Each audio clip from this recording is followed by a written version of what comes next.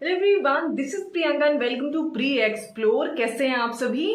I hope आप सब अच्छे होंगे। और भाई रजिस्ट्रेशन आपके ऑलरेडी आपको पता है कि 17 सितंबर से आपके रजिस्ट्रेशन शुरू हो चुके हैं ना। और रजिस्ट्रेशन होने कब तक है? तो ये 16 अक्टूबर तक होने वाला है।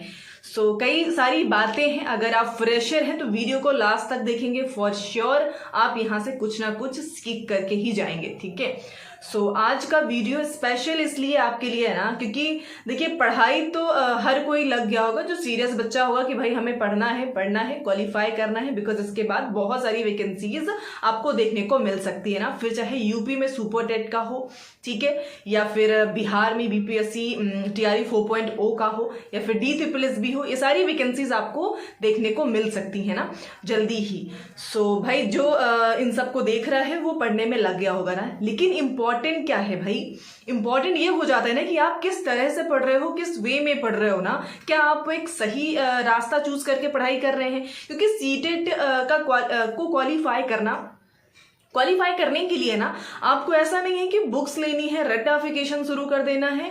भाई मेरा तो मानना है कि सीटेट में रट्टाफिकेशन को बिल्कुल आप साइड कर दीजिए। ठीक है, यहाँ पे आपका कॉन्सेप्चुअल लर्निंग काम आने वाला है। जितना आप कॉन्सेप्ट को समझते हुए चलेंगे, ठीक है, प्रॉपर वे में, लेकिन आपके पास किस तरीके से आपको प्रिपरेशन करनी है ये आज हम यहाँ पे बात करेंगे। ठीक है, और आपको ये रियलाइज भी होना चाहिए कि भाई पेपर जो है ना हलवा नहीं है। ठीक है, लास्ट में आप 1 महीने में क्वालिफाई, भाई आपके पास टाइम है ही कितना ना। लास्ट टाइम अगर जो हम जुलाई वाला देखें तो वहां पे अच्छा खासा टाइम मिला था लोगों को। ठीक है, लेकिन अगर जो दिसंबर वाला एग्जाम देखते हैं तो मुश्किल से आपके पास 2 महीने हैं। ठीक है, तो इसी 2 महीने में फ्रेशर हैं अगर, तो आपको अपना सिलेबस भी कंप्लीट करना है और PYQs भी करने हैं, रिवीजन भी करना है सारा। तो ध्यान से प्रॉपर करेंगे तभी आप क्वालिफाई कर सकते हैं ना। मैं ऐसा क्यों बोल रही हूँ, ये आप स्क्रीन पे देख पा रहे होंगे पासिंग रेशियो। जो अभी जुलाई का पेपर हुआ था, सोचिए इतना टाइम मिला लोगों को, कितने महीने का? आई थिंक 3 से 4 महीने मिले होंगे ना, प्रॉपर 3 से 4 महीने जुलाई में पेपर था, है ना। सोचो, और क्या पासिंग रेशियो है ना, आप स्क्रीन पे देख पा रहे हो, मैंने स्क्रीन पे लगा दिया है। अगर हम पेपर 1 की बात करते हैं तो यहाँ 8,30,000 बच्चों ने फॉर्म भरा था। ठीक है, और 6,78,000 लोग यहाँ पे अपीयर हुए थे, और उसके बाद सिर्फ 1 लाख बच्चा पास हुआ, 1,27,000। ये रेशियो आप देख पा रहे हो। तो यहाँ से सीरियसनेस आप में आनी चाहिए, और मैं इसीलिए दिखा भी रही हूँ आपको। ठीक है, और पेपर 2 का हाल देख लीजिए कि यहाँ पे 16 लाख बच्चों ने लगभग फॉर्म फिल किया था, और ये 14 लाख बच्चे जो अपीयर हुए, और उनमें से सिर्फ 2 लाख बच्चे पास हुए। पेपर 1 हो या पेपर 2 ना, कोई मजाक में लेकर नहीं चलेगा। और आपके पास टाइम लिमिटेड है, सिर्फ 2 महीना। उसी में आपको सिलेबस भी कंप्लीट करना है, रिवीजन भी करना है, PYQs भी करने हैं। ठीक है, और कॉन्सेप्ट बिल्ड करेंगे तभी आप पास कर सकते हैं। रट्टाफिकेशन करने बैठ गए ना, कोई मतलब नहीं है उसका। तो ये चीज़ आप देख के थोड़ा सा अभी सिंसियर हो जाएंगे ना। और काफ़ी चीज़ें हैं कि आपको किस तरह पढ़ना है और कौन सी गलतियां नहीं करनी है ना, इन पे भी हम बात करने वाले हैं। तो अभी जैसे कि हम बात करते हैं ना कि अब कुछ लोग ऐसे होंगे जो प्रॉपर बैच परचेज करके पढ़ना चाहते होंगे, और कुछ लोग ऐसे होंगे जो सेल्फ स्टडी पे बिलीव करते हैं, और सेल्फ स्टडी करके यानी कि यूट्यूब की हेल्प से और इन सब चीज़ों से आप पढ़ सकते हो ना। बुक्स हैं, यूट्यूब है, और इस तरीके से। देखिए यहाँ पे सबसे नया क्या होता है सीटेट में आपके लिए? सबसे नया सब्जेक्ट आपके लिए CDP का होता है। ठीक है, क्योंकि आपके पास जो लैंग्वेज हिंदी, इंग्लिश, EVS और मैथमेटिक्स, ये सब कहीं ना कहीं आप पढ़ के आए हुए हैं। सबसे नया सब्जेक्ट अगर आपका कुछ है तो वो CDP है। मान रहे हैं इस चीज से, एग्री है? तो भाई उसी पे आपको फोकस करना है। और पूरे सीटेट का जो बेस है ना, वही CDP, वही पेडागोजी ही है। बिकॉज अगर हम CDP, तो वो तो नया ही है, वो तो हमें पढ़ना ही है प्रॉपर। तो उसको पढ़ने के लिए क्या करना है, आपके पास प्रॉपर आपका सिलेबस होना चाहिए CDP का, जो कि ऑफिशियल सीटेट की वेबसाइट से आपको मिल जाएगा। ठीक है, जो भी बुलेटिन है मैंने टेलीग्राम पे शेयर किया था, तो आई होप कि आपने देखा होगा ना। तो उस सिलेबस के अकॉर्डिंग ही आपको पढ़ना है ना। सीडीपी का ये सीन हो जाएगा, ठीक है, क्योंकि नया है उसका तो कोई ऑप्शन नहीं है। और पेडागोजी की बात करते हैं तो आपका हिंदी लैंग्वेज हो या इंग्लिश लैंग्वेज अगर आपने ली है या संस्कृत ली है तो उनके भी जो 15 जो मार्क्स का होता है वो भाई पैराग्राफ होता है, तो उसमें तो कुछ अलग से करना नहीं है भाई, पैराग्राफ रीड करना है, नीचे दिए हुए आंसर्स करने हैं, तो वो तो हो जाते हैं आपकी प्रैक्टिस से ना। और पेडागोजी की बात करेंगे तो पेडागोजी का बेस आपका वो सीडीपी ही है। अगर आपने सीडीपी कर ली है बहुत अच्छे से तो आपका जो पेडागोजी वाला पोर्शन है फिर वो ईवीएस का हो या फिर लैंग्वेज का हो या फिर मैथमेटिक्स का हो, उन सभी में कहीं ना कहीं आपको हेल्प मिलेगा, ठीक है, ये चीज़ आप समझ रहे होंगे।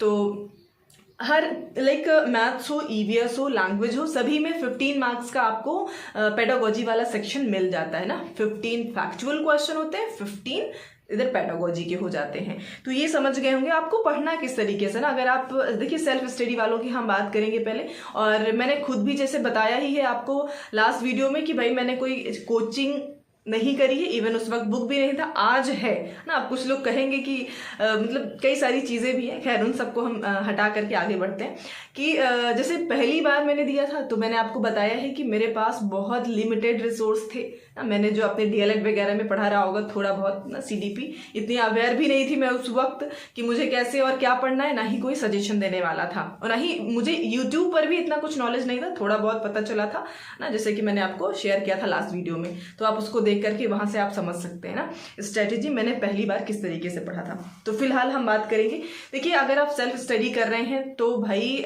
थोड़ा सा जग जाइए और एक डायरेक्शन आपके पास प्रॉपर होना चाहिए ना। ऐसा नहीं है कि यूट्यूब ओपन किया और 10 वीडियो सीटेट से रिलेटेड हम देखना शुरू कर रहे हैं सुबह से और शाम तक बस वही कर रहे हैं ना, तो ऐसा बिल्कुल नहीं करेंगे।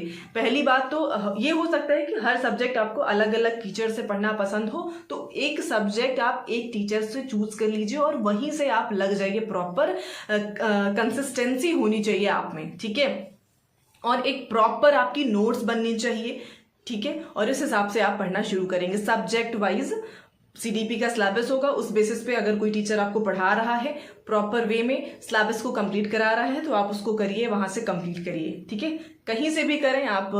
मैं पढ़ा रही हूँ, अगर आपको वो समझ में आ रहा है तो आप वहां से करिए, अदरवाइज जहां से आपको अच्छा लगता है ना, जहां से पढ़ना, जो टीचर समझ में आता है आप वहां से चूज कर सकते हैं, लेकिन आप में कंसिस्टेंसी होनी चाहिए, बिलीव होना चाहिए। और बिलीव कैसे बनाएंगे भाई, पीवाईक्यूज देखिए, अगर पीवाईक्यूज से चीजें मिलती जुलती हैं, सब चीजें वही उसी तरीके से पढ़ाया जा रहा है तो आप बिल्कुल पढ़ सकते हैं, आगे कंटिन्यू कर सकते हैं, ठीक है। और मुश्किल से 60 डेज हैं आपके पास, तो सिलेबस जल्दी से जल्दी आपको कंप्लीट करना है और साथ में अपने एग्जाम के पैटर्न को फॉलो करते हुए। अब जैसे देखिए कि बात करते हैं ना हम कि आपको गलतियां क्या नहीं करनी है, तो अब कुछ लोग ऐसे होते हैं कि प्रैक्टिस बिल्कुल नहीं करते हैं, वो सिर्फ थ्योरी पे लगे पड़े हैं ना, उन्होंने सिलेबस कंप्लीट कर लिया, थ्योरी रटे पड़े दिन रात ना, तो ये नहीं करना है भाई। थ्योरी बिल्कुल जरूरी है, नहीं आपका कॉन्सेप्ट कैसे बिल्ड होगा, थ्योरी से होगा, तो सिलेबस के बेसिस पे आप अपनी थ्योरी कंप्लीट करिए और उसके बाद वो चीजें जब आप में समझ चुके हो, आप जान चुके हैं अभी, है ना, तो फिर भाई पीवाईक्यूज लगाना शुरू करें। भाई पीवाईक्यूज की ही प्रैक्टिस करनी है ना, कोई प्रैक्टिस बुक मत उठा लीजिएगा, ये रिक्वेस्ट है आप सभी से। तो पीवाईक्यूज लीजिए और जम के प्रैक्टिस करिए ना। जैसे कि कुछ लोगों के कमेंट थे कि मैं कई बार फेल हो चुकी हूँ, अभी क्वालिफाई ही नहीं कर पा रहे ना, तो भाई कहीं ना कहीं आप यही गड़बड़ कर रहे हैं कि आपकी प्रैक्टिस की कमी है। भाई जम के प्रैक्टिस करिए एकदम, ठीक है। तो क्यों नहीं होगा और कैसे नहीं होगा भाई, ऐसे तो हो ही नहीं सकता कि अगर आप अपना 100% दे रहे हैं और एक प्रॉपर डायरेक्शन में पढ़ रहे हैं तो क्वालिफाई ना हो, ठीक है। और कुछ नया पैटर्न है जैसे कि कर रहे थे ना, तो रीजन असर्शन के क्वेश्चन ये नया आपका है, जैसे कि जब से ऑनलाइन शुरू हुआ है आपको रीजन असर्शन के क्वेश्चन देखने को मिल रहे हैं ना। और फिर ऑफलाइन हो गया आपका एग्जाम, तो अभी भी वो चीजें बनी हुई हैं और स्टिल आपको रीजन असर्शन देखने को मिलता है, ठीक है, कथन और तर्क जिसे हम कहते हैं। और सीडीपी की ही सिर्फ बात करूं तो यहाँ पे आपको 5 से 6 या 4 से 5 ना, यही रेशियो रहता है इन क्वेश्चन का, और ये टाइम टेकिंग होते हैं और आपके कॉन्सेप्ट अगर क्लियर हैं तो आप इनको कर पाएंगे, समझ रहे हैं। और ये आपको हर पोर्शन में देखने को मिलते हैं, फिर वो मैथमेटिक्स हो, लैंग्वेज हो, या फिर आपका ईवीएस का पोर्शन हो ना, हर जगह देखने को मिलेगा। और दूसरी चीज़ होती है जैसे कि लैंग्वेज में ग्रामर पोर्शन आता है ना, तो अब कुछ लोग क्या करते हैं ना कि अब एक दो क्वेश्चन उन्होंने देखा पीवाईक्यूज में और फिर वो ग्रामर की बुक उठा लेते हैं, ठीक है, वो रटना शुरू कर देते हैं ग्रामर को। तो ये आप नहीं करेंगे, ठीक है, बिल्कुल भी नहीं करेंगे। उतना आपका ग्रामर आई थिंक आपने पढ़ी होगी, है ना, अभी तक आप ग्रेजुएट, आई एम श्योर कि सब ग्रेजुएट ही होंगे जो भी होंगे, ठीक है। तो आपने इतनी ग्रामर पढ़ रखी होती है और इतना आराम से आप प्रैक्टिस सेट में भी कवर अप कर सकते हैं, ठीक है। ये भाई बैकग्राउंड आवाज़ों का हटा के चलेंगे, अब क्या ही कर सकते हैं इनका, है ना। और ये चीज़ नहीं करना है कि ग्रामर की बुक लेकर के रट्टाफिकेशन शुरू कर देंगे। और सिलेबस के बारे में हमने बात कर ही ली ना कि प्रॉपर सिलेबस पे ही आप काम करें, इधर उधर ना भटकें, ठीक है, कि 50 यूट्यूब पे जाइए, बात करिए, इधर इधर देखिए उधर देखिए, है ना। तो ये नहीं करना है, प्रॉपर सिलेबस से टॉपिक वाइज आप पढ़ते जाएं। खैर सिलेबस मैंने बुलेटिन शेयर किया था, स्टिल मैं सिलेबस से रिलेटेड एक वीडियो भी आपको बनाऊंगी जहाँ पे आपका प्रॉपर सिलेबस मिल जाए ना। और खैर बनाया भी है, अगर आपने देखा हो तो, जो भी साथ में जुड़े हुए हैं उन्हें पता ही होगा, जो फर्स्ट टाइम है वो ज़रूर देख लेंगे ना। वो मैंने किसी कंटेंट की वीडियो के साथ में ही सिलेबस शेयर कर दिया था ना, तो इस वजह से मैं फिर अलग से सिलेबस डाल दूंगी आपके लिए ताकि आप देख लें।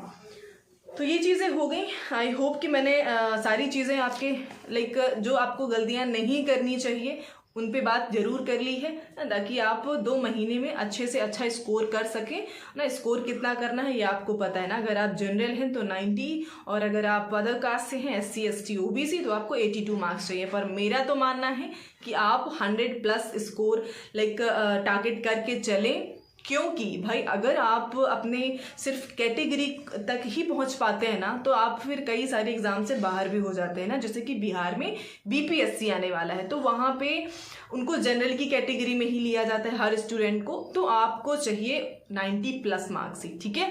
तो आप हर कोई उतना ही टारगेट करके चलेगा, बाकी टारगेट करेंगे तो हो भी जाएगा, ठीक है। सो आज के लिए इतना ही। स्टिल कोई डाउट हो तो ज़रूर आप कमेंट सेक्शन में पूछिएगा। और जो भी फर्स्ट टाइम है चैनल को सब्सक्राइब करना बिल्कुल नहीं भूलेंगे ना। Thank you.